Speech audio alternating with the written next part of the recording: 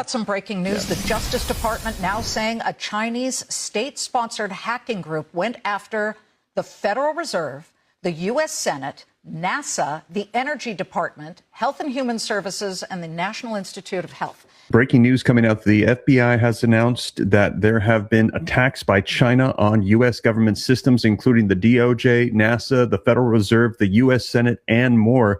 Let's take a look at the latest headlines coming out in the past couple of hours with this FBI announcement so you can see it for yourself. U.S. says that Chinese hackers broke into the DOJ, NASA, the Federal Reserve, and the Senate. The Justice Department has announced that it has disrupted the Chinese hacking operations that were responsible for the break-ins at numerous sensitive U.S. federal agencies. In addition to that, the DOJ blames China for a string of hacks targeting federal agencies and hospitals, according to an affidavit filed Wednesday today. We're hearing this came out just a couple of hours ago. The incidents began back in 2018 and included attacks on networks at NASA and the U.S. Senate.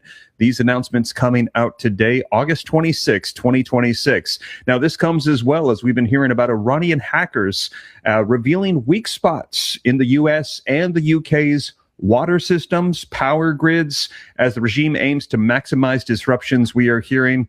And also, we've also received word, shockingly vulnerable U.S. power grid warnings coming out that could result in an 18-month nationwide blackout. Experts have warned. More updates coming out on that with video footage. And also, as you guys know, we've seen Suisun City, one of the cities here in California in the United States, that was shut down. Entire cities, operations had to be rerouted. People were unable to pay their bills. And in addition to that, we've seen cities like Gary, Indiana, hit by natural disasters, out of power and unable to get access for people for 13 days.